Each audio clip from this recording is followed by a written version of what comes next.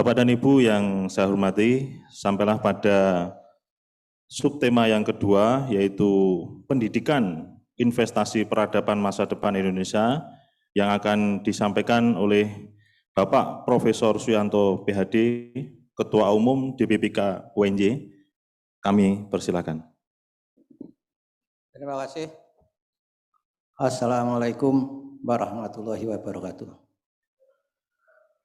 Yang saya hormati Bapak Menteri Koordinator Bidang Politik, Hukum, dan Keamanan Republik Indonesia, Bapak Profesor Dr. Haji M. Mahfud MD, SHSU MIP. Yang saya hormati Bapak Menteri Desa Pembangunan Daerah Tertinggal dan Transmigrasi Republik Indonesia, Bapak Dr.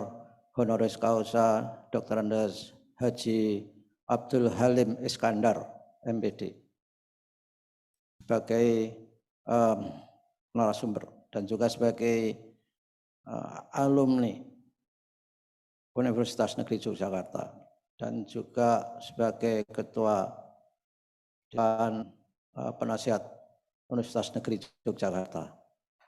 Yang saya hormati Bapak Rektor Universitas Negeri Yogyakarta, Bapak Profesor Dr. Sumaryanto MKes, beserta semua pejabat organ UNJ, sejak dari Senat sampai Ketua Jurusan Karprodi dan juga para dosen, dan juga para hadirin yang hadir di ruang luring ini. Saya sampaikan selamat beribadah puasa bagi yang berpuasa. Nah, saudara-saudara, dan juga saya harus menyebut saudara Profesor Lantip sebagai moderator. Terima kasih sudah bersedia menjadi moderator. Nah, tema saya adalah pendidikan sebagai investasi untuk membangun peradaban masa depan kita. Oleh karena itu izinkan kami share, mudah-mudahan tidak ada kendala. Ini langsung muncul dan mudah-mudahan bisa dilihat juga.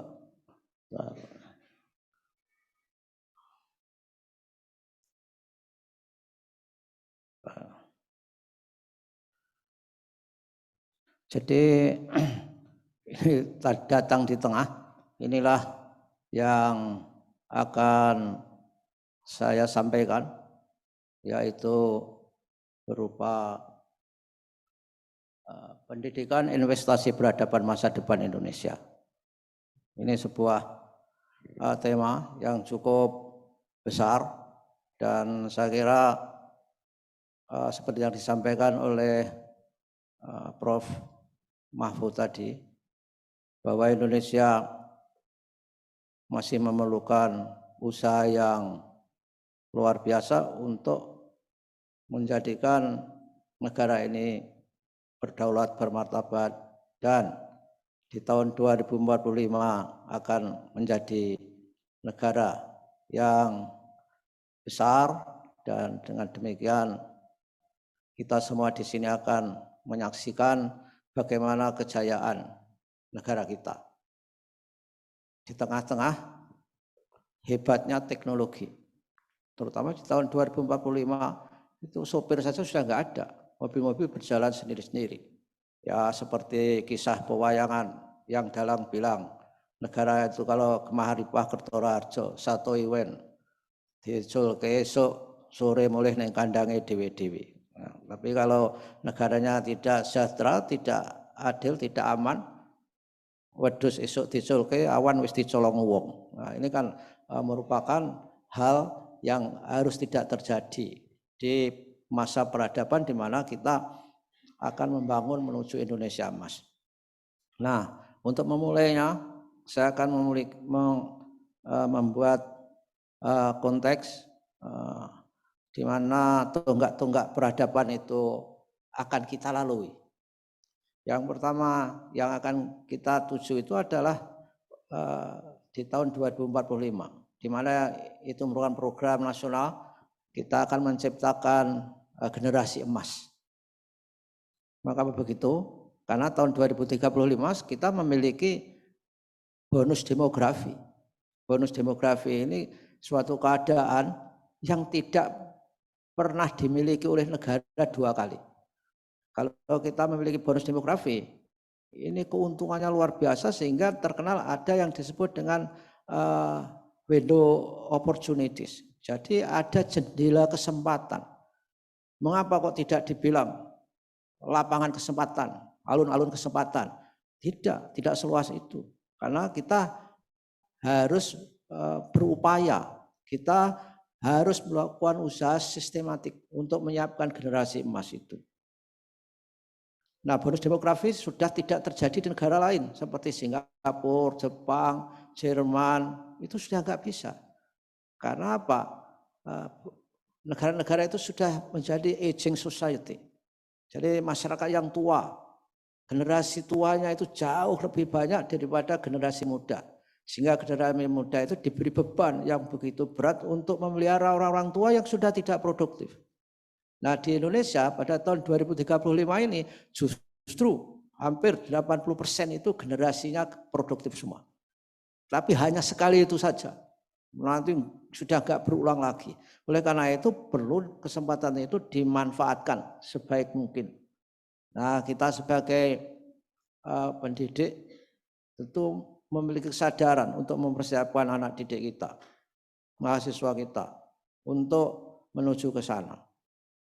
Ya, jadi ketika 2045 itu bertepatan dengan 100 tahun Indonesia merdeka, sehingga akan terjadi perubahan dan tantangan dalam berbagai aspek kehidupan.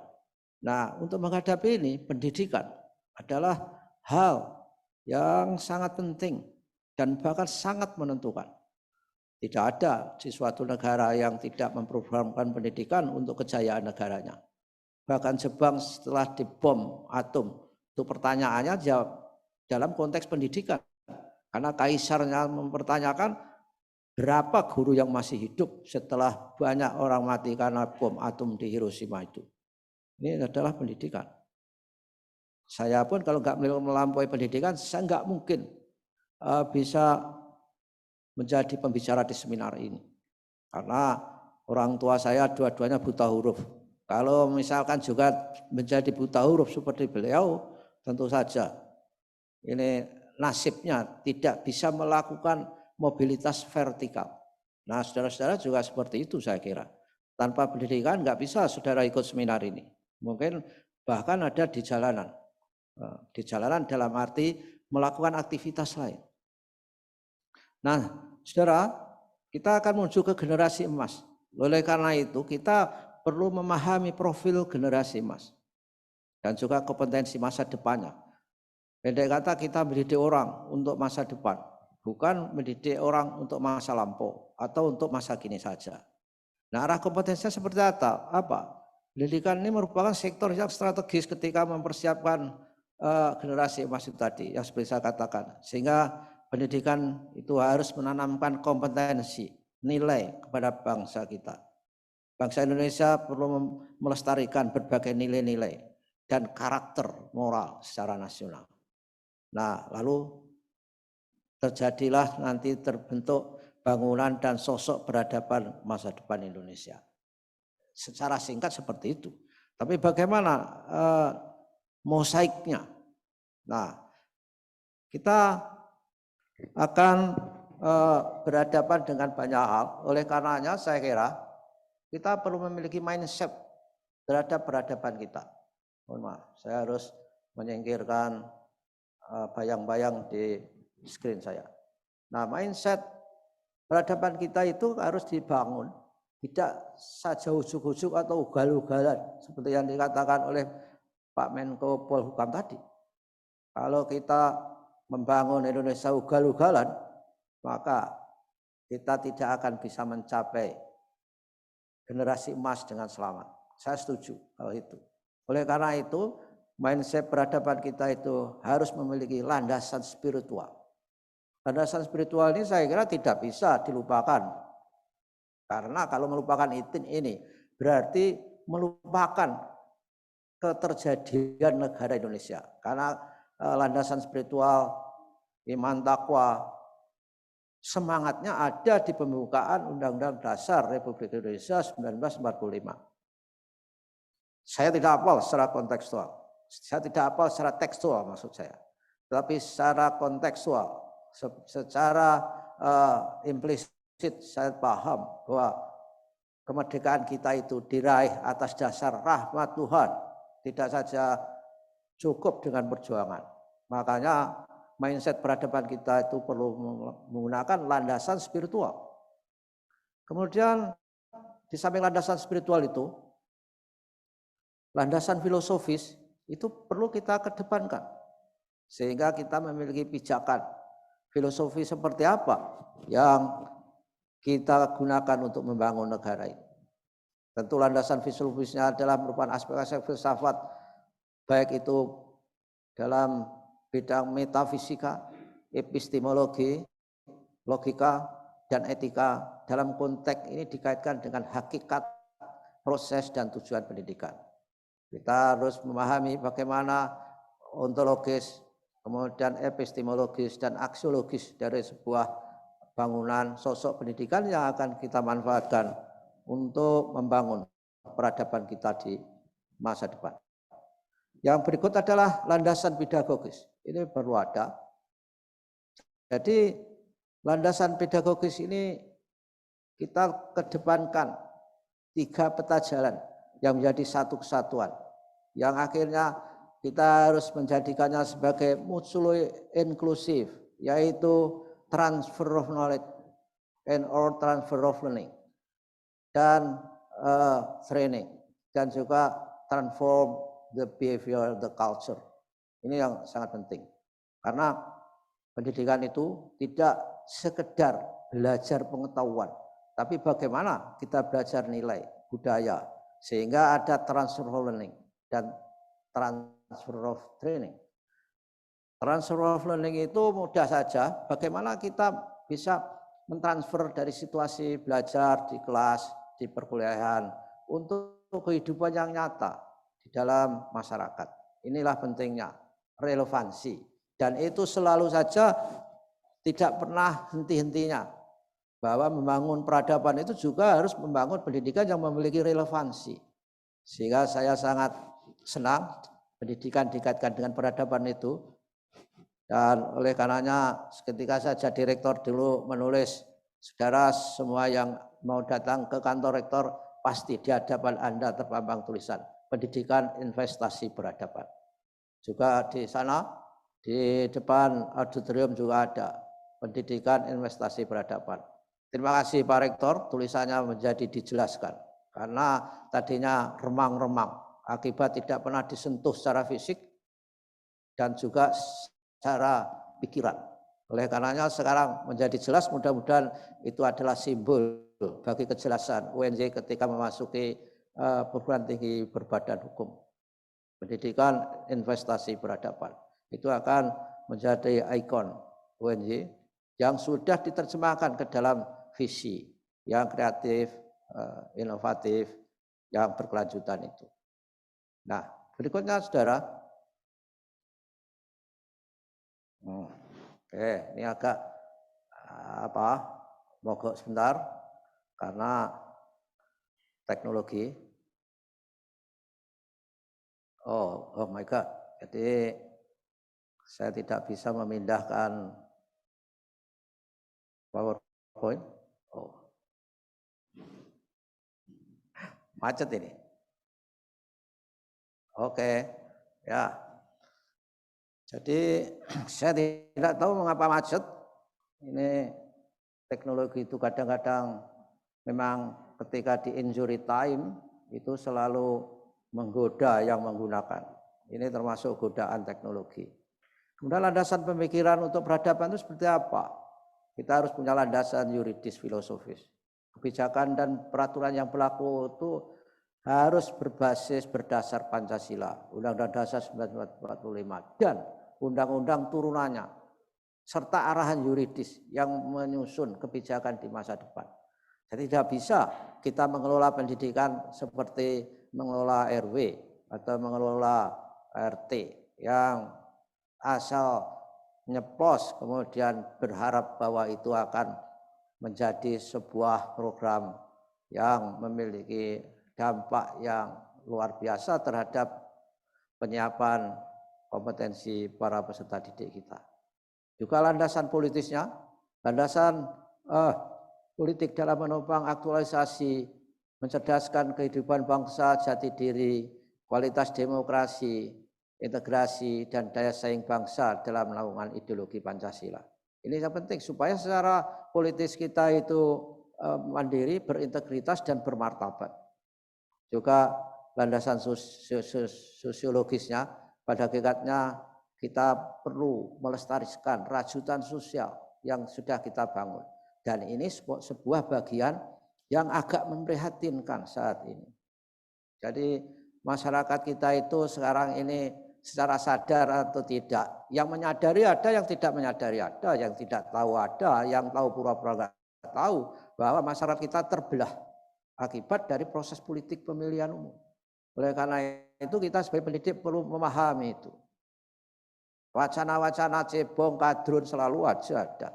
Dan ini merupakan kendala, paling tidak merupakan hal yang tidak menguntungkan bagi pembentukan modal sosial untuk mencapai peradaban yang lebih bermartabat. Oleh karenanya saya kira mudah-mudahan kita menjadi semakin dewasa untuk menangani polarisasi dari masyarakat kita itu. Kita tidak boleh pura-pura bahwa kita itu termasuk yang sangat solid, ya solid tetapi memiliki catatan bahwa polarisasi itu ada. Nah berikutnya, ini saya mau pergi dari, kenapa ini?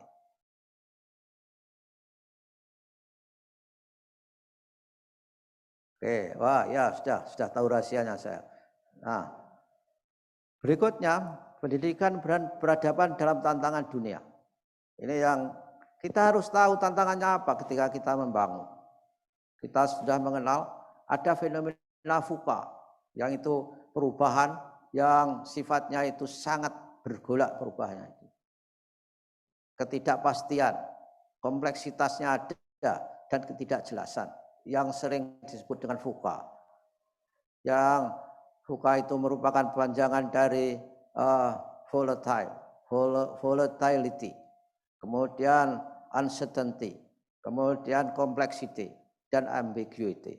Nah, 4 hal itu menjadikan kita bekerja tidak gampang. Jadi profesionalisme ditantang. Kemudian kompetensi kita ditantang. Terlebih di dalam revolusi industri 4.0 ini. Segala-galanya disrupsi berlaku. Disrupsi yang diakibatkan oleh terjadinya perubahan yang bersifat fundamental. Tata kerja beda, pola kerja beda, interaksi orang dengan mesin beda, produktivitas juga beda, adaptabilitas dan efektivitas itu. Tetapi dari hal banyak itu, yang paling kita perhatikan adalah adaptabilitas. Jadi kita harus membekali para mahasiswa kita, para siswa, untuk bagi guru, saudara-saudara alumni yang juga mengikuti seminar ini, ada masih 415 yang dengan setia masih ikut seminar ini. Tentu saja kita harus paham bahwa siapa saja yang tidak bisa beradaptasi itu selalu saja tenggelam dan hilang. Kita banyak tahu supermarket di sekitar kita itu pada hilang.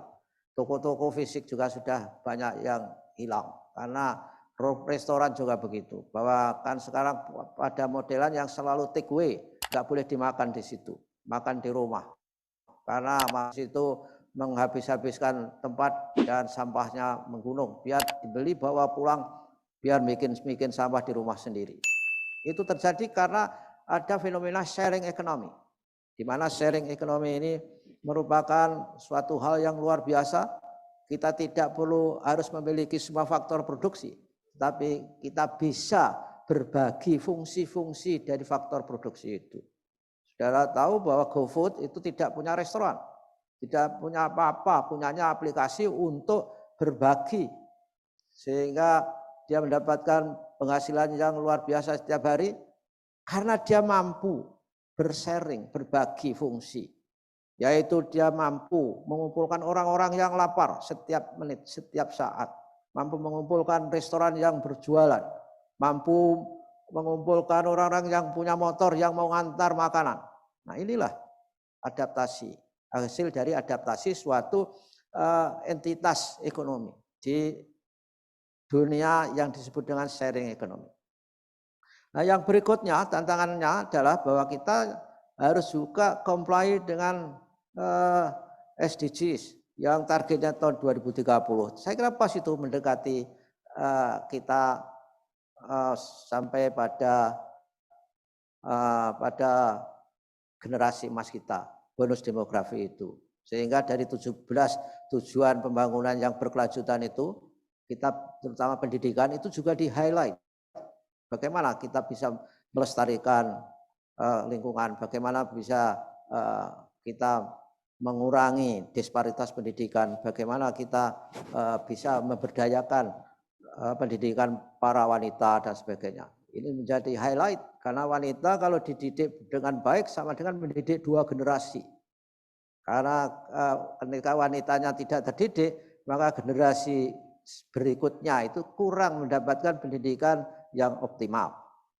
Nah, oke lah, ini SDGs ini Sustainable Development Goals yang tadinya Millennial Development Goals sudah kita lewati, lalu ada lagi yang disepakati oleh seluruh negara untuk membuat pembangunan menjadi sustainable, dan itu tentu memerlukan kerja keras dari semua orang.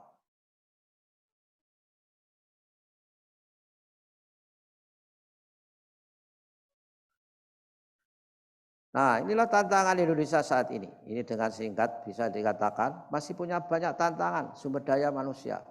Tentu saja ini PR dari pendidikan terutama UNJ ini penting karena SDM kita masih rendah. Apa kontribusi kita? Apa kontribusi guru juga? Di mana kita kualitas sumber daya kita itu dilihat dari misalkan saja capaian PISA juga masih rendah. Kemudian kompetensi indeks kompetensinya juga masih rendah. Ini menjadi perjuangan kita bersama. Sumber daya alam misalkan saja, sumber daya alamnya melimpah, tetapi bahwa sumber alam yang melimpah itu belum dikelola dengan memanfaatkan teknologi, inovasi, kemudian kreativitas. Negara yang hebat itu menurut survei Bank Dunia itu ditentukan oleh pertama inovasi dan kreativitas yang mengelola sumber daya alam itu. Yang kedua networking, yang ketiga teknologi, baru sumber daya itu nomor 4. Sehingga sumber daya kita itu supaya lebih bermanfaat tentu harus ditangani oleh tangan-tangan yang profesional.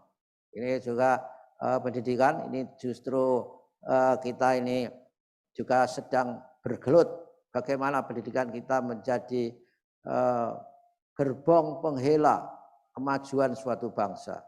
Dan walaupun angka-angka prestasinya ada, misalnya penurunan angka buta aksara, peningkatan harapan lama sekolah, namun harapan lama sekolah kita itu masih rendah walaupun meningkat. Jadi rata-rata harapan lama sekolah kita itu adalah 9 tahun. Jadi baru lulus SMP lah. Bahkan angka sebenarnya itu saya bulatkan, 8,5 tahun. Padahal di dunia ini sekarang harganya itu dinaikkan.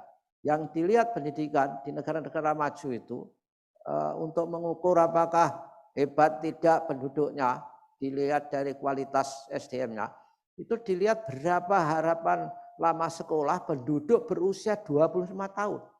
Nah, kalau itu definisinya seperti itu, maka itu kan berarti pendidikan yang dihitung itu sekarang yang untuk menentukan daya saing, kualitas, dan sebagainya itu kan sudah S2. Karena penduduk yang 25 tahun itu.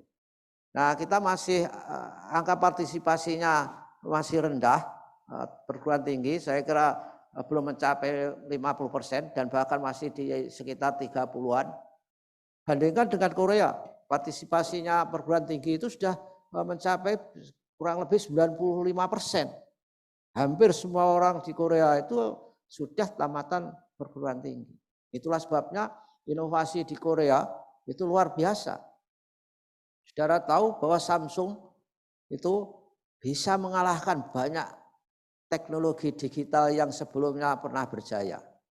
Saudara tahu bahwa yang namanya Nokia, kemudian BlackBerry itu dulu pernah jaya. Kira-kira ya 15 tahun yang lalu. Bayangkan dalam kurun 15 tahun teknologi itu bisa ditaklukkan. Yang itu tidak pernah terjadi ketika kita mahasiswa di tahun 70-an. Teknologi itu lahir itu memerlukan waktu paling tidak 50-an tahun. Sekarang luar biasa cepatnya. Kita amatilah motor kita itu. Motor kita itu saya sudah lama enggak beli motor, tapi kebetulan dapat hadiah. Istri saya mendapatkan hadiah motor dari bank. Itu saya amati, loh, itu sudah berbeda sekali. Dulunya shockbreaker itu masih ada 2, sekarang tinggal 1. Mobil-mobil itu dulu pakai ban dalam. Untuk mengubah ban dalam menjadi tidak ada ban dalam itu hanya 3 tahun itu. Enggak perlu waktu 50 tahunan. Dengan tanpa ban dalam maka performanya lebih baik. Karena ketika bocor itu yang rugi 1, hanya ban saja, ban luar. Tapi kalau kenapa aku pakai ban dalam, ada 2 hal yang terdolimi, yaitu ban dalam dan ban luar. Dan ketika ban dalam kena paku, itu tidak akan bocor selama pakunya tidak dicabut. Itulah teknologi. Dan bahkan ada cairan yang dimasukkan ke dalam motor-motor itu ketika dia bocor bisa nempel sendiri. Nah, itu teknologi luar biasa. Oleh karenanya pendidikan kita ini harus lari kencang, membela teknologi. Oleh karenanya rancangan undang-undang Seksignas itu sangat-sangat penting untuk kita kawal. Jangan sampai tidak mementingkan bagaimana teknologi digital yang sudah kita dapatkan pengalamannya selama pandemi 2 tahun ini. Saya setelah pandemi ini, kita lihat kan semua orang hidup dengan lebih efisien. Sebelum pandemi nggak mungkin orang bisa rapat sambil kuliah. Sekarang bisa. Dan di mana-mana misalkan rapat dan selisihnya sedikit gitu bisa diatur sehingga lebih efektif. Misalkan Pak Rektor mengundang saya tanggal 25 Senin berbicara mengenai bagaimana akan melakukan bakti sosial. Padahal jam 9 saya menguji disertasi. Dengan minta izin supaya saya disediakan ruang di sini untuk menguji disertasi. Kemudian setelah itu saya bisa rapat. Itu kan lebih efisien.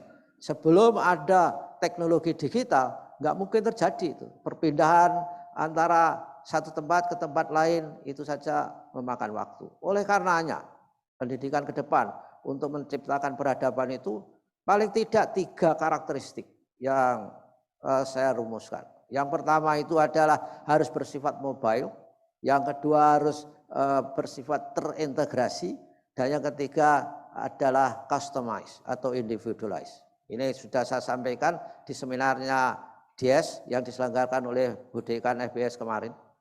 Kalau 3 hal itu dipenuhi, maka produk-produk yang kita tawarkan itu akan laris dibeli orang. Karena dia bisa mengikuti secara mobile di mana saja. Bisa terindividualis sesuai dengan kebutuhan orang. Dan bisa terintegrasi antara satu keterampilan yang lain. Nah, itu fenomena itu diambil oleh YouTube.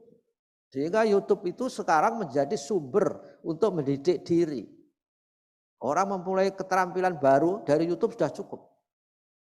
Saya ketika macet mengalami kesulitan, misalnya saja, saudara tahu nggak bahwa standar tengah motor saya macet, gimana caranya? Saya lihat YouTube ada pembelajarannya di situ. Itu artinya integrated, mobile, saya bisa mendapatkan sesuatu dan individualize atau customize sesuai dengan harapan saya.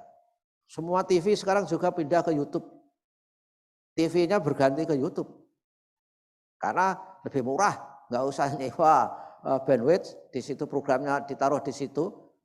Apakah YouTube sebagai organisasi sosial bersedekah Tidak, YouTube dengan cara bekerja itu kaya raya itu. Mungkin luar biasa kekayaan YouTube itu.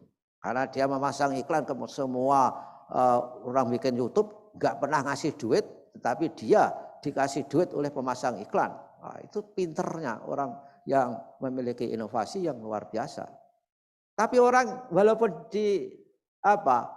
tidak diperlakukan secara finansial di situ ya senang saja.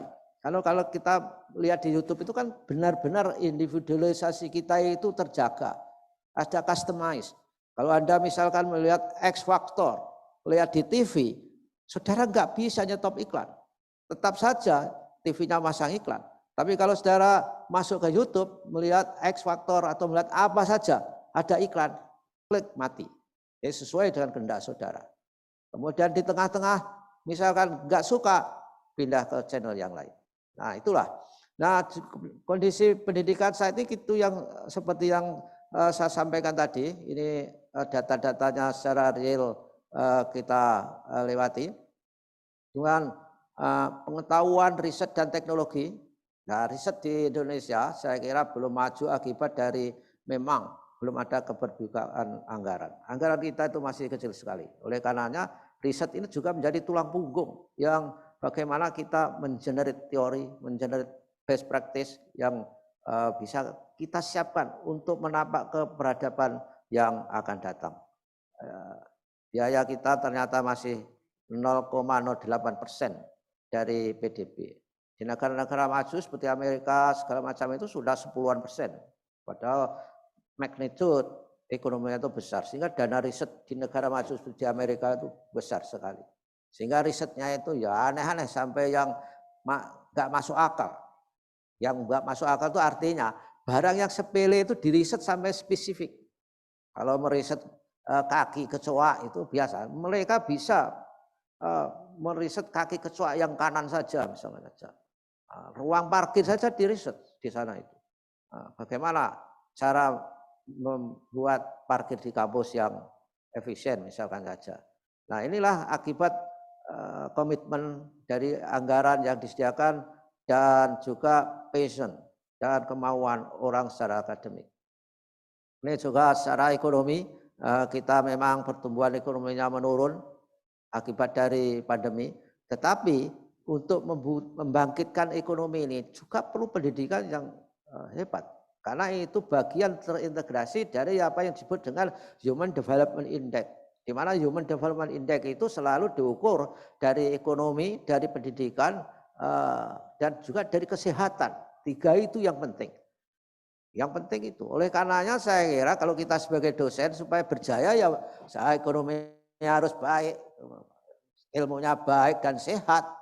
Ilmunya baik, ekonominya baik, kalau nggak sehat percuma. Saudara tahu yang namanya Steve Jobs itu penggedenya Microsoft, penggedenya Apple, Macintosh, kayanya bukan main. Saya kira kekayaannya bisa untuk membeli tanah sekecamatan Depok, termasuk orang-orangnya juga. Tapi ketika sakit apa yang dikatakan Steve Jobs, wah ternyata orang hidup itu yang penting adalah cinta, kasih dan juga sehat. Walaupun Anda kaya, nggak bisa mencari orang lain untuk menggantikan saudara ketika sakit. Nah oleh karenanya itulah penting pendidikan karakter kita itu harus olahraga, olah rasa, olah hati, olah pikir, itu penting. Ini balance konsepnya. Nah untuk menuju peradaban ke depan, orang-orang juga harus memiliki balancing di dalam karakter itu. Nah penting sehat itu. Kadang-kadang kita tidak mensyukuri dan tidak memperhitungkan kesehatan kita. Karena masih muda, pokoknya makan ya macam-macam. Padahal ketika orang sudah berumur 40 tahun, maka otot-ototnya itu akan infleksibilitasnya, kekakuannya itu menurun 1% setiap tahun. Jadi kalau umur 40 tahun, kalau nggak pernah olahraga, berarti semakin cepat menurunnya. Ini salah satu bagaimana mengapa UNESCO bukan UNESCO, UN, United Nations itu mengadakan terutama UNDP dari PBB itu menetapkan Human Development Index-nya itu didasarkan indeks dari pendidikan, kesehatan, dan ekonomi dari suatu bangsa. Jika kalau 3 itu dikuasai, dikuatkan, maka peradaban ke depan, insya Allah itu akan menjadi peradaban yang luar biasa. Karena intinya bahwa pada tahun 2045 atau 2035 Indonesia akan menjadi negara 6 besar, negara terkaya di dunia.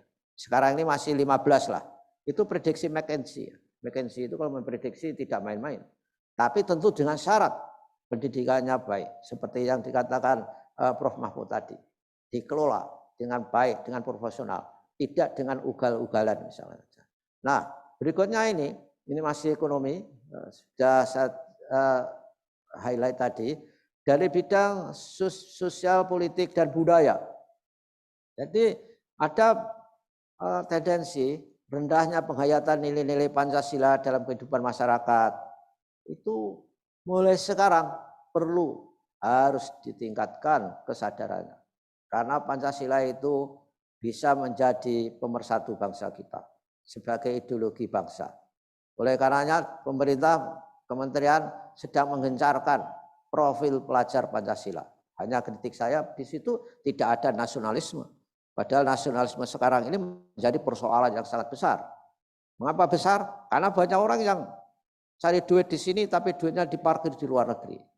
Buktinya apa? Pemerintah selalu menghimbau ada tax amnesty supaya membawa pulang uangnya itu dengan cara diampuni dosa-dosa pajaknya. Juga di dalam negeri juga diampuni itu. Nah, kemudian tantangan Indonesia tahun 2045 apa? Ketahanan pangan dan energi. Itu sebetulnya dialami oleh dunia. Ketahanan pangan itu semakin lama semakin tidak sesuai dengan jumlah penduduk. Ya bagaimana tidak? Karena perkembangan perumahan di daerah-daerah yang jalur hijau sudah tidak diperhatikan lagi. Dan bonus demografi ini juga merupakan tantangan di mana kita harus menyiapkan dengan baik. Juga perubahan ekonomi global dan regional. Perubahan ekonomi global akibat dari revolusi industri, akibat dari revolusi digital ini kalau tidak dihadapi dengan secara kritis, kita bisa tersiok-siok di dalamnya. Dari Jogja sudah banyak orang hilang duitnya bermiliar-miliar hanya dalam waktu 1 minggu akibat dia ikut ke dalam permainan investasi yang menggunakan uang-uang virtual misalnya saja. Nah ini kan tantangan ini. Perubahan ekonomi global. Dan bahkan sudah banyak ini orang yang menggunakan komoditas-komoditas yang namanya non-fungible token, NFT. Alumni kita ada itu, nelpon saya, dia bergerak di situ. Saya nggak tahu, sudah saya beri nomor teleponnya Lantip, apakah sudah menghubungi, mau memperkenalkan mahasiswa kita. Dikiranya saya itu masih bisa akses di situ. Sudah saya kasihkan WR3 ini hubungi kalau mau memperkenalkan NFT, non-fungible token. Jadi sesuatu yang tidak bisa dipertukarkan seperti uang itu, tapi dia bisa meng-create kekayaan yang luar biasa. Ada orang Indonesia yang sekolahnya biasa-biasa menjual fotonya, diupload di tempat pelelangan digital virtual, wah sekali, luar biasa itu. Dan dia fotonya itu bisa digandakan oleh siapa saja, tetapi tidak memberi copyright. Nggak bisa. Tetap ada pada orangnya itu. Luar biasa itu. Ini tantangan perubahan ekonomi global. Bank juga sudah akan berubah. Karena persaingannya sudah banyak OVO, banyak sekali sistem pembayaran. Bank masih perlu, tapi tidak seperti sekarang ini. Bank sekarang ini kan kalau mau apa saja harus ngisi tetek bengak. Coba seperti OVO, Shopee, Pay, kemudian apalagi kan sederhana saja itu. Transfer ya sederhana, cukup dikenali dengan nomor telepon saja. Kalau bank sekarang ini kalau secara misalkan transfer satu, kalau manual ke sana, bisa stroke itu kalau saya. Nulis yang formulirnya kecil-kecil, kerki-kerki itu si Duruh katanya tulis huruf kapital 1 kotak 1 huruf. Wah itu enggak saya perhatikan, saya tulisi semau saya aja ketika saya harus memperpanjang kartu ATM saya. Kartu ATM saya ubah, saya downgrade dari tadinya platinum saya ubah ke emas karena bayar mahal ternyata bank itu. Jadi bank kita itu pendapatannya ya hanya menyewa-nyewakan fasilitas itu. Nah, bank dibutuhkan tapi tidak seperti saat ini. Nah, berikutnya apa ini? Tantangan Indonesia 2045 banyak sekali seperti bencana dan sebagainya, ini perlu ditangani dan perlu disiapkan anak-anak kita dalam dunia pendidikan itu. Kita itu merupakan daerah di mana rawan bencana yang disebut hidrometeorologi.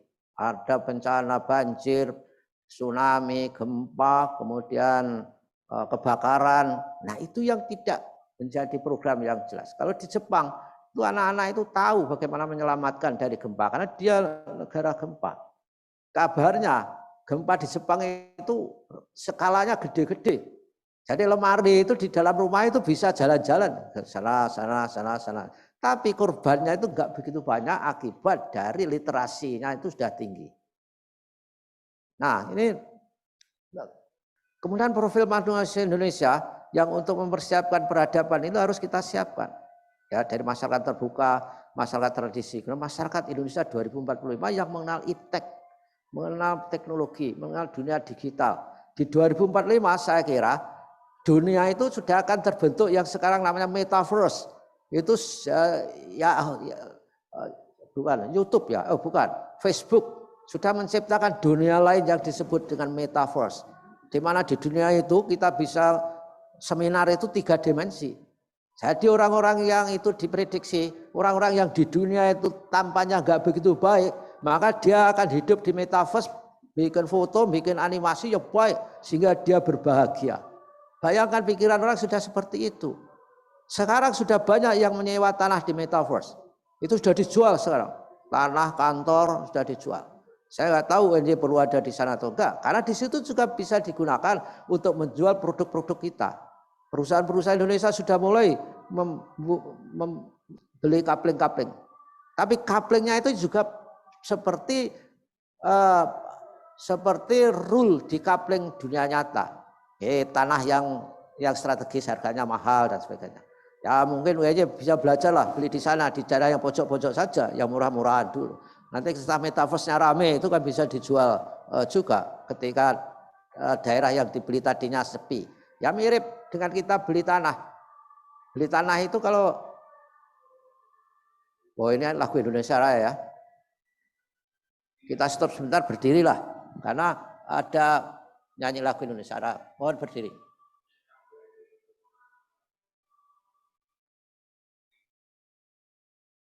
Oke, terima kasih. Mohon maaf, tadi tidak dengar karena soundnya di luar. Itu sudah merupakan di Jogja adalah merupakan keputusan gubernur di setiap pukul 10 mengumandangkan lagu Indonesia Raya dengan semua orang berdiri. Kita sudah berdiri walaupun terlambat karena tidak mendengar persoalannya. Nah, berikutnya, lalu arah kompetensinya bagaimana? Jadi kompetensi dasar yang harus kita miliki mendidik, mengantarkan semua siswa, mahasiswa bangsa Indonesia menuju peradaban masa depan itu ya pertama kompetensi dasarnya harus memiliki kompetensi spiritual, kompetensi kewarganegaraan, literasi ilmu pengetahuan, teknologi seni, dan kompetensi belajar untuk belajar, learning. Jadi kita harus membelajarkan learning how to learn. Belajar bagaimana belajar. Ini yang sangat krusial. Karena kalau kita menyampaikan banyak hal, hanya mendepositokan informasi, itu saya nggak efektif. Nah, di samping itu, di samping kompetensi itu, tentu kompetensi yang beredar juga banyak, seperti misalkan saja kompetensi dalam bidang keuangan, literasi keuangan, itu penting. Akibat orang tidak memiliki literasi keuangan, maka hidupnya bisa sengsara. Banyak orang terlibat kredit di virtual itu, guru-guru juga banyak yang terlibat di situ, yang terjerat di situ sehingga akhirnya terlilit utang. karena nggak ada literasi keuangan. Oleh karenanya saya kira kompetensi yang terintegrasi, kita harus memiliki kompetensi untuk hidup. Jadi kompetensi untuk hidup itu ya kompetensi bagaimana kita hidup sehat, tahu ilmu sehat, prinsipnya itu. Kalau tahu ilmu sehat ya tahu cara makan sehat. Tahunya bukan cara makan enak saja. Makan enak belum tentu sehat. Ini sudah pengalaman saya itu. Saya dulu tenis 4 set makan tengkleng banyak sekali. Akhirnya besok paginya itu stroke kecil. Saya kena TIA, transient ischemic attack. Wah, karena saya ya paling tidak saya juga literate dalam bidang informasi, saya cari orang yang kena TIA itu apa risikonya. Ternyata orang kena TIA itu pada tahun yang sama 10% stroke. Wah, saya berdoa itu 1 tahun yang sama. Akhir tahun enggak stroke, berarti saya aman. Nah, setelah itu saya juga bilang ke dokter enggak memberitahu itu. Tapi karena saya tahu learning how to learn, saya belajar diri sendiri. Oh, TIA itu adalah serangan yang 1 second saja di otak kita itu tidak terlewati oleh O2 yang sebagaimana mestinya. Sehingga tangannya seperti geringingan itu bawa ke dokter, oh ini TIA. Harus duduk di kursi, diberi oksigen. Sebenarnya saya nggak mau, harus duduk katanya. Ternyata serius itu. Nah itu makan enak, tapi tidak sehat. Ini nasihat saya kepada saudara-saudara yang masih muda. Karena saudara belum pernah menjadi tua. Kalau saya sudah pernah jadi muda. Jadi makan-makan yang tidak sehat itu saya lakukan. Jangan lakukan itu. Kalau makan tengkleng ya nalar-nalar saja. Mungkin yang memasukkan tengkleng ke kampus ini saya. Jadi mohon maaf saya kalau ada orang yang makan tengkleng juga mendapatkan siksaan dari tengkleng itu. Jadi itu dulu yang memasukkan saya waktu saya jadi rektor itu. Nah, kemudian ini kompetensi untuk hidup. Lalu ada kompetensi untuk kehidupan. Nah, kehidupan itu kita adalah hidup di dalam suatu masyarakat. Sehingga harus tahu bagaimana sopan santunnya. Sebagai dosen, sebagai komunitas, bagaimana sopan santunnya. Kalau kita tidak punya itu, walaupun betapapun pinternya seorang dosen, saya kira nggak akan bersinar. Karena tidak memiliki kompetensi untuk kehidupan. Kehidupan itu ada tata cara, ada norma, dan ada sistem. Nah itu yang harus tahu. Kita harus mempersiapkan anak didik kita supaya paham norma sistem sehingga ada pendidikan karakter. Yang berikutnya kompetensi untuk penghidupan. Nah kompetensi untuk penghidupan itu artinya apa? Kita harus bisa menghidupi diri kita, menghidupi keluarga kita. Sehingga dengan begitu kita tidak tergantung kepada orang lain secara ekonomi. Kita diharapkan sudah menjadi orang yang selesai dengan dirinya. Kalau sudah selesai dengan dirinya, maka dia berarti kompetensi untuk penghidupannya sudah bagus. Nah ini kurang beberapa saya kira. Nah ini tadi karena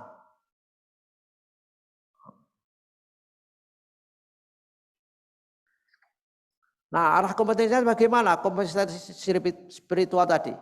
Ya harus ada toleransi, ini penjelasannya. Menjunjung tinggi HAM, gotong royong, tolong menolong, mufakat, dan berkeadilan. Kompetensi kewarganegaraan, ini artinya mampu berinteraksi secara konstruktif dan produktif, baik dengan warga bangsa maupun warga dunia. Literasi ilmu pengetahuan tentu saja kita sebagai akademisi ini tidak asing lagi. Literasi data, literasi STEM, dan sebagainya itu. Science, technology, engineering, matematik, art, and language. Kompetensi belajar untuk belajar. Itu adalah suatu strategi untuk membuat orang tetap berdaya. Nah kemudian kompetensi untuk hidup itu ya kebutuhan fisiologis, kebutuhan rasa aman dan keselamatan, dan kebutuhan psikis itu harus terjaga. Kompetensi untuk kehidupan, kebutuhan untuk hidup bermasyarakat yang sudah saya jelaskan tadi, kebutuhan untuk hidup berbangsa dan bernegara. Jadi kalau di kompetensi untuk kehidupan kalau di UNJ ini kan ada aturannya. Ada aturan misalnya kalau dosen itu ya harus naik pangkat, itu antara lain kompetensi untuk kehidupan. Terutama akademik. Yang lektor-lektor itu harus segera guru besar. Ya kemarin juga saya dengung-dengungkan di seminarnya di Dias kemarin, yang karena naik pangkat itu adalah merupakan kewajiban. Sehingga pada waktu saya jadi rektor dulu, tagline-nya UNJ itu publish or perish. Sehingga sekarang kan jadi kenyataan. Orang yang tidak publish tentu perish. Publish or perish itu artinya kamu mempublikasi atau punah. Ini bahasa singkatnya begitu. Sekarang nyata. Itu saya jalankan pada waktu saya jadi rektor dulu. Kemudian kompetensi untuk penghidupan ini potensi diri dalam human capital. Jadi sebagai modal manusia, apa yang kita bisa lakukan? Sehingga orang lain menghargai kita, meng-hire kita, menggaji kita. Ya, kita di pemerintah ini katanya mengabdi kepada negara, tapi mengabdi dengan dibayar kita ini. Tentu pengabdiannya itu bayarannya sesuai dengan kompetensi kita. Lama-lama akan merit system menjadi semakin jelas. Terima kasih, sudah terakhir. Mohon maaf yang sebesar-besarnya jika saya mengatakan suatu hal yang tidak diperkenan bagi semua peserta seminar. Dan saya sangat bersyukur bahwa moderatornya Profesor Lantip, karena dia nggak berani nyetop saya ketika waktunya berlewat-lewat. Coba kalau misalkan saja moderatornya tidak Lantip, itu tadi saya sudah diberi catatan macam-macam. Terima kasih. Wassalamualaikum warahmatullahi wabarakatuh. Wassalamualaikum warahmatullahi wabarakatuh. Terima kasih Bapak Profesor Suyanto PhD yang telah memaparkan materi pendidikan investasi peradaban masa depan yang sangat menginspirasi. Dalam materi tersebut, tahun 2045 merupakan 100 tahun Indonesia merdeka. Dan di situ ada bonus demografi yang hanya sekali terjadi mungkin di Indonesia ini. Untuk mengarah ke sana mungkin ada beberapa hal yang terkait dengan mindset, ya, perubahan mindset peradaban kita yang terdiri dari landasan spiritual, di dalamnya ada nilai-nilai ketuhanan, keimanan, ketakwaan, dan seterusnya. Ada landasan filosofis, ya metafisika, epistemologi, logika, dan etika. Landasan pedagogis, ya, transfer of knowledge, transform of cultural values, dan transfer of learning.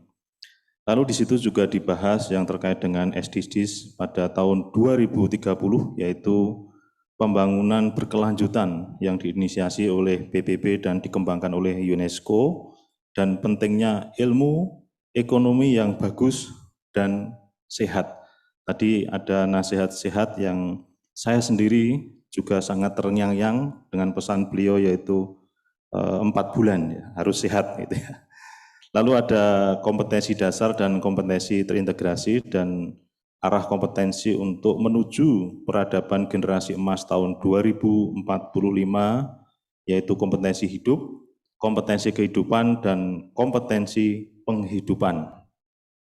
Bapak dan Ibu yang saya hormati, sampailah kita pada sesi tanya jawab. Ada beberapa pertanyaan yang ditujukan kepada Bapak Prof. Suyanto. Ini disampaikan oleh Bapak DRS Sampun. Pertanyaannya adalah, dengan keadaan pendidikan yang seperti sekarang ini, dalam rangka mewujudkan pendidikan sebagai salah satu penentu peradaban bangsa Indonesia, langkah-langkah seperti apa yang harus dilakukan oleh UNJ dan alumni UNJ? Ini pertanyaan yang ada di forum chat, dan ada beberapa peserta seminar yang memohon untuk di-share materi dari seminar karena menganggap materi ini sangat bagus dan menginspirasi, dan nanti insya Allah akan di-share oleh panitia melalui forum chat ataupun dari panitia untuk Google Drive, ya mungkin bisa dari Google Drive ataupun ke email. Mungkin ada satu pertanyaan Bapak Prof. Suyanto yang mungkin bisa disampaikan, kami ulangi, yaitu pertanyaan dari Bapak Sampun. Dengan keadaan pendidikan yang seperti sekarang ini, dalam rangka mewujudkan pendidikan sebagai salah satu penentu peradaban bangsa Indonesia, langkah-langkah seperti apa yang harus dilakukan oleh UNJ dan alumni UNJ. Kepada Bapak Prof. Suyanto PhD kami persilakan. Terima kasih moderator. Oh, dilihat di screen itu ada yang raise hand, Fitrian Nuraini. Tolong diberi kesempatan setelah dijawab. Ya, saya kira UNJ langkah pertama akan bikin perguruan tinggi punya BH, badan hukum. Nah, itu kan sudah jelas. Nah, langkahnya apa? Langkahnya tentu adalah inline dengan tuntutan-tuntutan revolusi industri 4.0. Juga alumni yang mengelola pendidikan itu juga harus memperhatikan bahwa di dalam revolusi industri 4.0 dan juga society 5.0 yang kemarin dibicarakan oleh Kanjeng Gusti Hayu, Kanjeng Gusti Ratu Hayu, itu kan berbicara society 5.0. Kalau bisa bicara di situ itu sebenarnya sudah hebat dalam arti sebagai bangsa, sebagai masyarakat, sebagai alumni. Karena Society 5.0 itu merupakan suatu komunitas bagaimana mereka memiliki kualitas yang tinggi sehingga tidak diperdaya oleh teknologi. Justru bisa mengatur teknologi. Ibarat teknologi adalah kuda, maka dia bisa menunggang kuda itu dengan baik, dengan efektif. Oleh karenanya saya kira kita tidak boleh berhenti. Alumni harus memiliki networking ketika menghadapi ini. Networking itu sangat penting. Dalam agama Islam itu namanya adalah silaturahim sebetulnya. Itu sudah ada.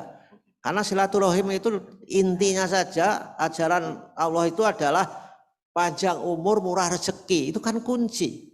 Orang murah rezeki kalau cepat mati ya percuma itu. Hartanya sudah ketika mati sudah nggak bisa mengendalikan. Jatuh kepada ahli warisnya, yang ahli warisnya juga belum tentu bisa mengelola hartanya. Misalkan saja banyak pengusaha yang ketika ditinggal pergi anaknya berkelahi dan sebagainya jadi nol lagi. Nah, oleh karenanya networking, ini Pak Sampun ini saya kira orang tetangga saya, kabarnya di Madiun, saya di Magetan. Jadi membangun keterhubungan itu penting. Apa yang dihubungkan? Ya orangnya, teknologinya, hardware-nya, programnya terhubung. Ketika terhubung, kita saling belajar. Orang kalau isolated, itu jelas untuk zaman sekarang itu nggak akan maju. Kalau tidak memiliki keterhubungan itu. Keterhubungan tidak harus kumpul face to face zaman sekarang. Zaman sekarang ini banyak sekali orang bekerja di kamar saja, nggak usah pakai apa-apa, sudah katok kolor tapi gajinya besar. Sehingga saya punya kawan, mantunya itu nggak pernah keluar dari rumah, sehingga dia minder, dianggapnya dikira mantunya itu pengangguran, tapi nyatanya mantunya itu sebetulnya bekerja dengan perusahaan yang ternama bermarkas di Singapura, gajinya gede. Nah ini mindsetnya mertuanya itu nggak tahu, karena sistem bekerja di era digital itu.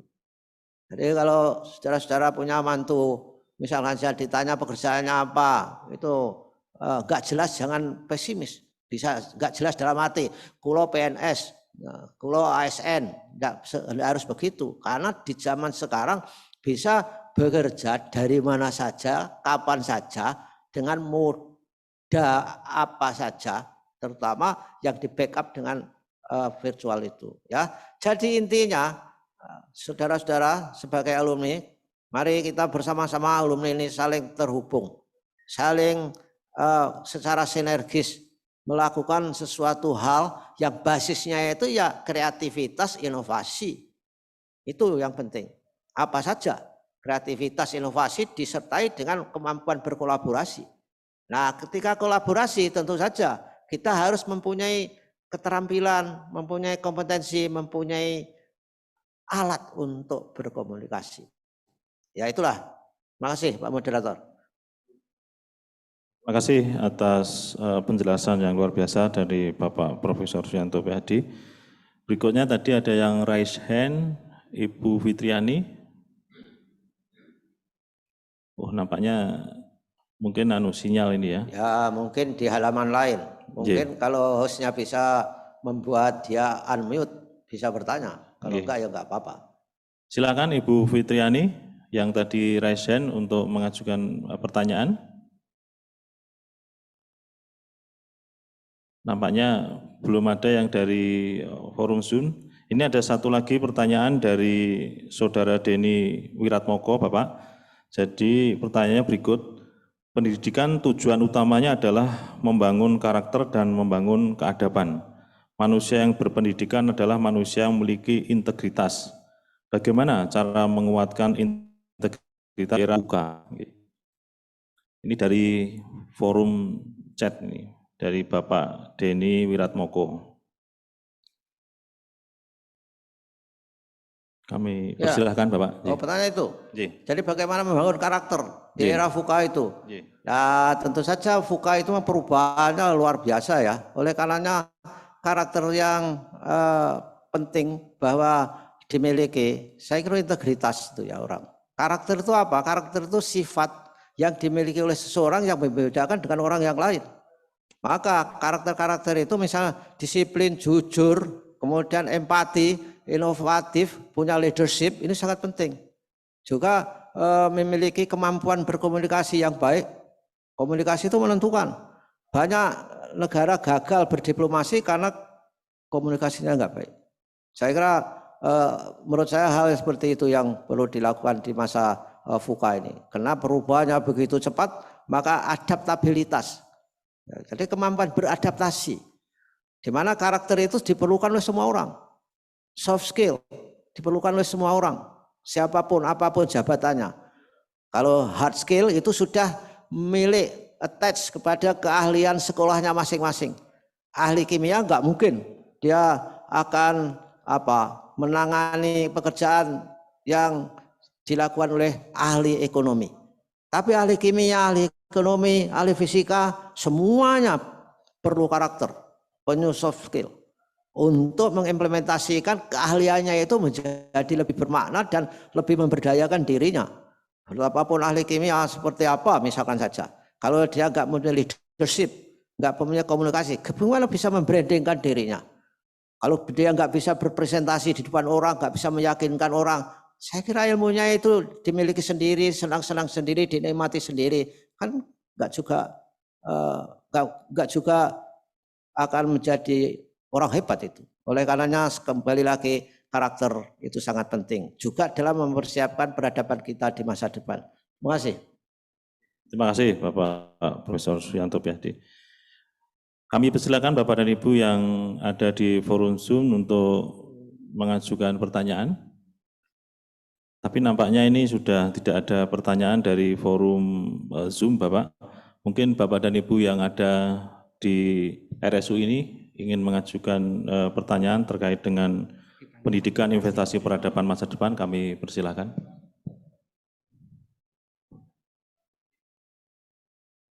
Monggo. Pak Sukirjo, tadi nampaknya angkat tangan. Ya, mohon diberi. Monggo Pak Sukirjo. Terima kasih. Assalamualaikum warahmatullahi wabarakatuh. Yang kami tanyakan ke Prof. Suyanto, tadi kan memang antara UNJ, alumni harus punya jejaring networking yang kuat. Kebetulan UNJ tahun depan insya Allah jadi PTN berbadan hukum, sehingga memungkinkan untuk meningkatkan keluasan maupun intensitas daripada networking, jejaring maupun sinergi antara alumni dan UNJ. Nah, terkait dengan dunia pendidikan, barangkali ide-ide ke depan apa supaya kita punya makin berkembang aktivitas di bidang pendidikan UNJ sekaligus juga sebagai income generating bagi UNJ maupun alumni. Mungkin Prof. Yanto kan pakarnya alumni ya, mungkin nanti bisa menggerakkan dari alumni potensi-potensi apa dan sinergi dengan potensi di UNJ nanti untuk menjadi suatu usaha yang besar, baik itu misi sosial pendidikan maupun juga ada fungsi-fungsi dari income generating. Terima kasih Prof. Yanto. Kami persilakan Bapak. Terima kasih. Saya sebenarnya tidak bisa menangkap pertanyaan secara keseluruhan karena pendengaran saya sudah mundur ya. Tapi kamu bisa merefresh kembali. Yang terkait dengan income generating untuk UNJ, Bapak. Income generating. Sumbangannya untuk alumni NJ. Ya, saya kira untuk income generating itu penting. Bahwa sekarang untuk UNJ ya, UNJ kan akan menjadi perguruan tinggi berbadan hukum. Selama ini mencari duitnya itu kan prinsipnya seperti berburu binatang di kebun binatang. Kalau sudah menjadi badan hukum harus berburu binatang di hutan rimba. Oleh karena itu kita harus tahu hutan rimbanya seperti apa. Nah, kita perlu tahu bagaimana masyarakat butuh apa yang bisa dilakukan UNJ. Ini kan penting itu. Nah, ketika kita sudah berbadan hukum, tentu karena kita sebagai entitas hukum bisa melakukan apa saja. Karena bisa melakukan apa saja, kalau keliru bisa dipenjara. Lebih cepat dipenjaranya karena entitas hukum itu tadi. Tapi sisi positifnya karena entitas hukum itu, maka dari sisi keuangan mandiri bisa menggunakan secara langsung dari BLU ditingkatkan ke badan hukum. Namun kita harus jeli, harus bisa menjual produk-produk kita yang tadinya itu masih potensial harus menjadi real. Seperti misalkan fakultas itu coba membuat suatu hal yang bisa dijual berdasarkan ilmu-ilmu yang terintegrasi untuk membuat produk kebutuhan manusia. Misalkan saja saya nggak tahu di fakultas teknik kan bisa menjual jam tangan, kan sudah bisa menjual sepeda, walaupun saya belum beli ya karena saya sudah nggak bisa naik sepeda. Coba bisa membuat jam tangan untuk mengidentifikasi dirinya. Mengidentifikasi ketika misalkan saja orang naik haji, orang Indonesia itu naik haji 100 juta. Berapa ya? 100.000 ya? Maaf, 100.000 misalnya, atau kuotanya 200.000. Kalau bisa berjualan 50% terhadap gelang yang bisa mengidentifikasi ketika dia hilang, misalkan saja. Kalau dia hilang dikasih chip itu sudah nggak bingung lagi. Seharusnya orang naik haji sekarang nggak akan hilang kalau diberi kalung atau gelang itu, karena bisa dipantau atas dasar GPS-nya. Nah, misalnya seperti itu. Itu kan merupakan suatu hal yang bagaimana jeli mengubah potensi menjadi hal yang real. Dulu waktu saya memberi saran di lomba TV itu dulu, lomba karya mahasiswa itu, saya menyarankan bagaimana kita bisa mengubah air seni, karena air seni itu untuk pupuk organik sangat mahal. Bahwa orang yang melakukan peternakan sapi itu, air seninya sapi itu lebih mahal daripada air susunya. Karena yang minum susu itu rata-rata kehidupan ekonominya menengah ke bawah misalnya. Tapi yang bisa beli pupuk organik dari air seni itu rata-rata itu kehidupan ekonominya itu menengah ke atas, orang kaya. Tanaman di rumahnya itu tidak lagi tomat, singkong atau terong, itu sudah barang mahal. Jadi sebetulnya anggrek yang mahal itu perlu pupuk yang seperti itu. Kalau pengolah air seni itu bisa menjadi pupuk organik, saya yakin itu UNJ gampang cari duit. Apalagi mengolah air seni manusia, kan gampang mengumpulkan. Satu kampus ini dosen 1.700, mahasiswa 5.000, itu berapa liter saja ditampung di kampus, tinggal mengubah. Nah ini contohnya, itu angan-angan saya yang sangat awam terhadap teknologi. Orang yang berteknologi saya kira bisa berimajinasi. Karena imajinasi itu lebih hebat daripada teknologi. Teknologi itu semua lahir karena imajinasi. Ya kita sering kumpul membangun imajinasi UNJ. Lalu bekerja sama dengan IKA. Nah IKA sekarang sudah punya perusahaan namanya PT IKA UNJ. PT IKA Ngesti Usaha Yogatama. Nah ini akan kita hidup-hidupkan. Jadi jangan PTIK UNY itu dicurigai macam-macam. Yang namanya ITB itu juga punya LAPI ITB. Jadi jangan curigai di KKN dan sebagainya. Soal KKN itu kan bisa dibuktikan mengenai bagaimana kinerjanya, tidak berdasarkan prasangka buruk. Saya kira itu ya Pak Kejo, mudah-mudahan menjawab pertanyaan Pak Kejo. Kalau belum ya diselesaikan secara adat di luar Zoom ini saya kira. Terima kasih. Terima kasih atas jawabannya Bapak Prof. Suyanto. Berikutnya tadi ada yang raise hand dari mahasiswa S3 MP ini Pak Usman. Kami persilahkan Pak Usman. Assalamualaikum warahmatullahi wabarakatuh. Prof. Yanto, Prof. Lenti, dan Bapak Ibu, kawan-kawan semua mahasiswa dan alumni. Saya Usman Musa, mahasiswa UNY S3, asli dari Sudan. Saya tulis pertanyaan dari tadi malam, tapi papernya belum ketemu, dan ada beberapa mahasiswa Afrika yang pengen ikut hari ini, tapi mungkin waktunya agak beda Indonesia, jadi mereka masih saya kira belum ada. Pertanyaan saya mungkin begini berbahasa Inggris. In current level of UNY, UNY is moving forward, like educational is very effective. And we have many international students, Africans, and so many, they used to study in Indonesia. What is the aim of UNY for cooperations with African institution in coming with coming generation? Yeah, thank you so much. That's my question. Kami persilakan Bapak. Coba, saya yakin saya nggak bisa mendengarkan.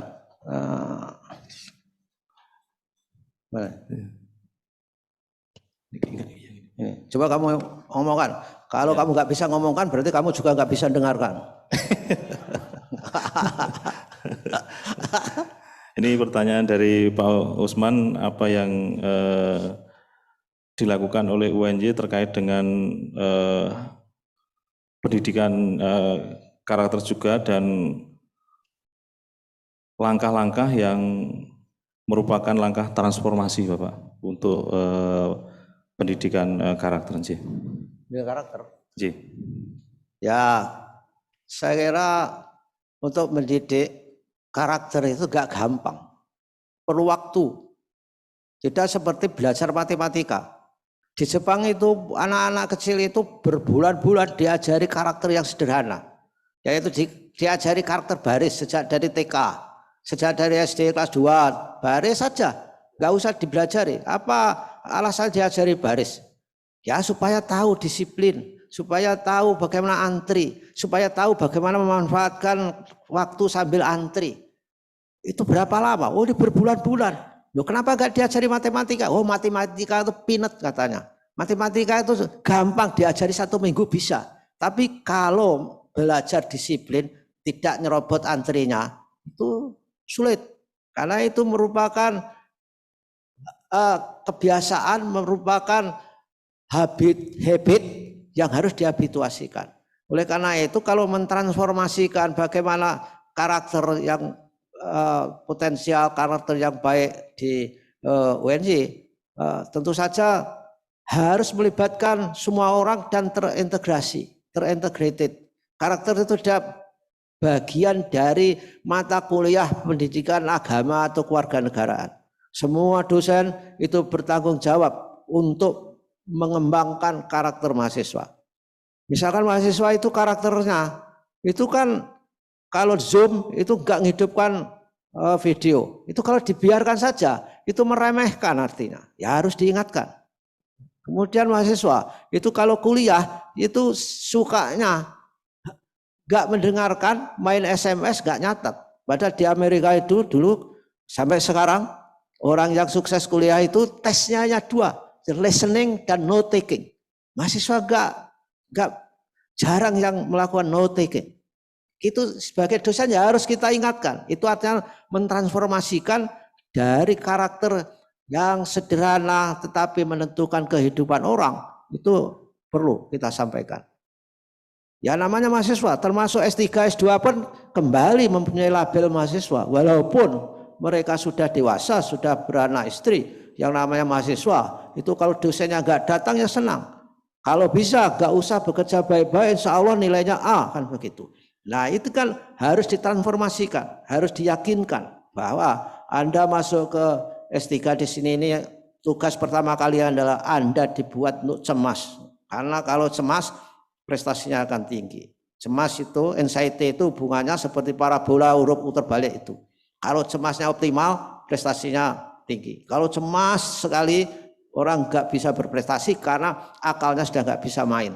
Saya stres, malah suka diare dan sebagainya. Tapi kalau orang tidak cemas sama sekali, di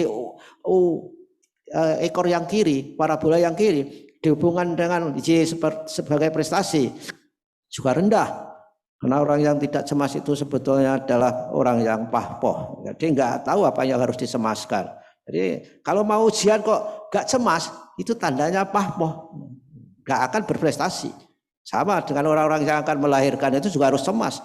Kalau nggak cemas nggak bisa lahir bayinya itu. Dokternya juga cemas. Nah itu transformasi nilai itu. Tapi harus diberitahu, diberi jembatan. Dan bagaimana kita memberitahunya, tentu tidak feodal, tidak menjajah orang, menghargai hak-hak asasi mahasiswa. Tidak seperti misalkan mahasiswa dibikin cemas, bimbingan disertasi disuruh datang, tetapi ketika datang malah ditinggal. Maaf ya, saya mau rapat. Itu kan nggak baik seperti itu.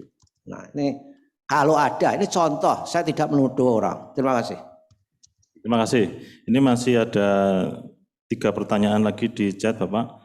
Yang pertama ini dari Bu Wenti, ya, mengapa nilai-nilai Pancasila belum bisa terinternalisasi secara optimal pada generasi muda?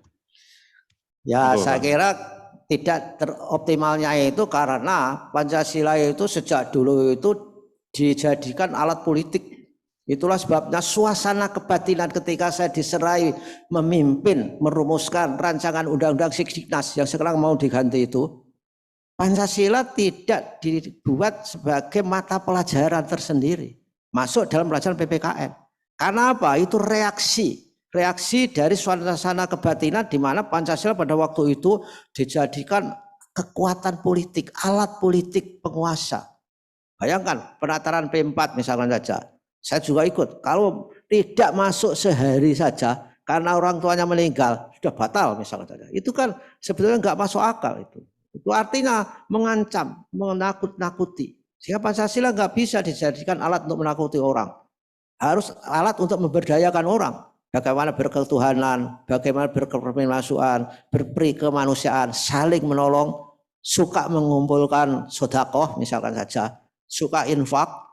Karena di dalam Al-Quran itu disindir di surat Al-Ma'arij itu kalau orang itu oleh Allah disindir bahwa sukanya itu keluh kesah. Kalau mendapat kesulitan itu sangat menggerutu berkeluh kesah. Tapi begitu mendapat kenikmatan langsung kikir. Yang kemudian itu sindirannya.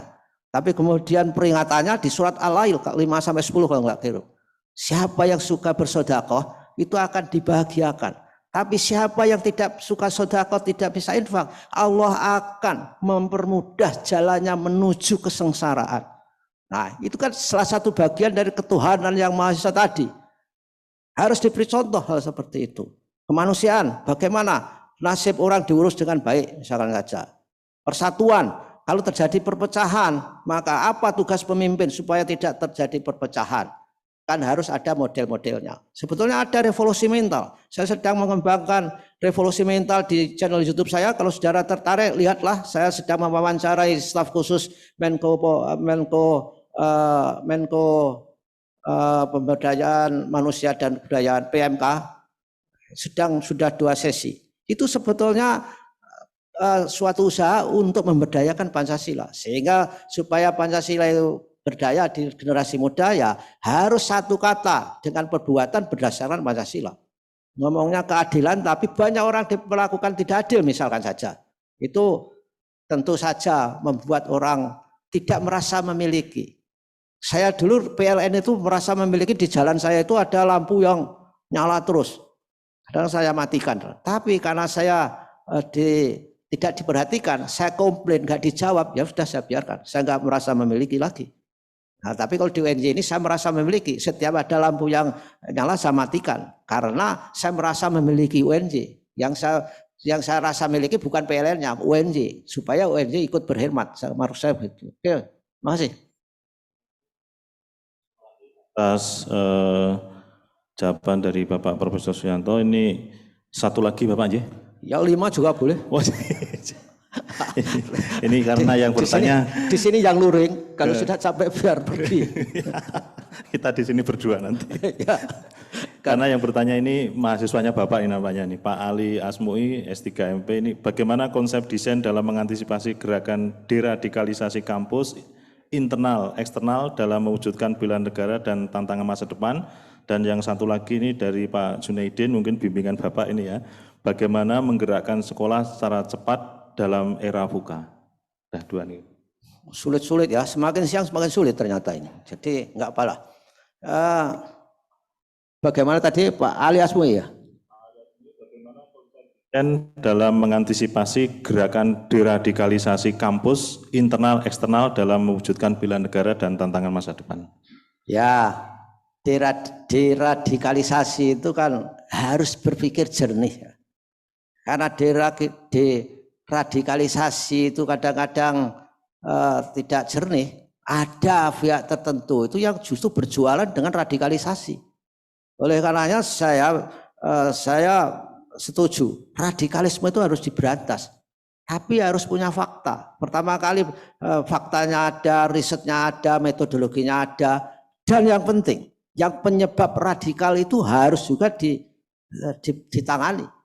Radikal itu kalau ada, orang-orang yang radikal itu kalau ada ya, mungkin ada, atau mungkin yang radikal itu fenomena yang itu ada sebabnya. Jadi di dunia itu everything happen for reason. Tidak ada terjadi dengan sendirinya. Oleh karena itu deradikalisasi itu tidak cukup membasmi orang yang radikal, tapi harus dicari mengapa dia radikal. Lalu di situ dikondisikan. Yang penyebab radikal itu sedikit sedikit dihilangi, lalu dikondisikan. Ya mirip lah. Kalau kita gregesi, itu kan minum Panadol itu hanya untuk meredakan simptom, gejala. Tapi sakit yang utamanya itu harus diperiksa oleh dokter. Mengapa orang panas? Mengapa orang menggigil? Banyak kemungkinan. Menggigil, merinding, kemudian suhunya naik, bisa malaria, bisa tipes, bisa COVID, kan banyak hal. Nah itulah yang saya maksud, kalau melakukan deradikalisasi, tidak boleh berhenti pada usaha untuk menghabiskan orang-orang yang radikal. Karena orang yang radikal itu sudah punya pikiran. Pikiran itu nggak bisa mati. Ideologi itu nggak bisa mati. Oleh karena itu ideologi itu dilawan dengan sosialisasi, pendidikan dan sebagainya. Kalau tanpa itu saya kira kita tidak tuntas melakukan hal itu. Melakukan memberantas radikalisasi itu. Terima kasih. Masih ada satu yang terkait dengan bagaimana sekolah menggerakkan secara cepat dalam era VUCA, Bapak. Ini yang dari Pak Ya, Junaidin. saya kira saudara jangan mimpi. Sekolah itu nggak bisa seperti membalik telapak tangan. Ada VUCA, busuk kemudian digembleng, wah sudah eksis, tidak bisa. Itu berjangka panjang. Sehingga ada pepatah, kalau kamu ingin hidup 3 bulan, cukup tanam jagung. Tapi kalau ingin hidup berpuluh-puluh tahun, berabad-abad, bangun pendidikan. Itu rumus yang luar biasa. Artinya, implikasinya, kita tidak bisa, sekarang ada VUCA, kemudian dibikin kurikulum anti VUCA, nggak bisa begitu. Harus dididik sesuai dengan banyak faktor, banyak elemen yang itu bekerja menurut sistem. Ekologi pendidikan juga harus diperbaiki. Tidak bisa, karena di pendidikan pun moral hazard itu selalu terjadi.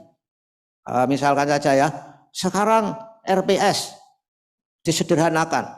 Guru juga bingung bagaimana penyederhanaan. Ya sudah ada orang beriklan, berjualan.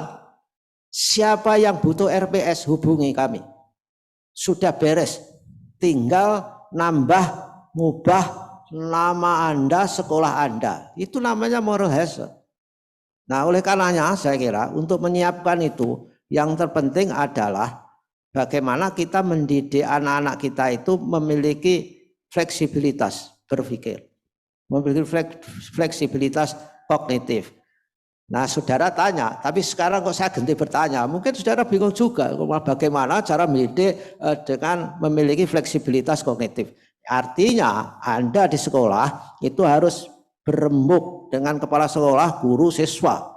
Sekarang pemerintah sedang punya program project by project untuk menerjemahkan profil pelajar Pancasila menjadi 7 tema. Nah, dari 7 tema itu antara lain insya Allah bisa menghadapi FUKA itu. Antara ada misalkan saja ada kewirausahaan ada di situ. Kemudian bagaimana saya menghadapi teknologi ada di situ. Bagaimana suara demokrasi ada di situ, proyek-proyek itu.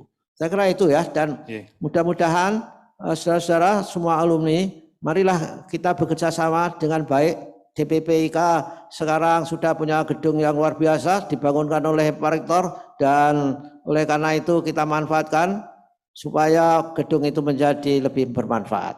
Terima kasih. Terima kasih atas paparannya Bapak Profesor Suyanto, PhD.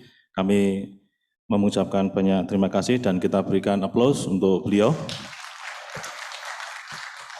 Saya kira sudah cukup untuk sesi tanya jawab pada siang hari ini karena alasan waktu, dan setelah ini nanti masih ada sesi seminar paralel, dan saya sebagai moderator jika ada kekurangan dan kesalahannya mohon maaf yang sebesar-besarnya, dan waktu kami aturkan kembali kepada MC. Kurang lebihnya mohon maaf, billahi taufik wal hidayah. Wassalamualaikum warahmatullahi wabarakatuh.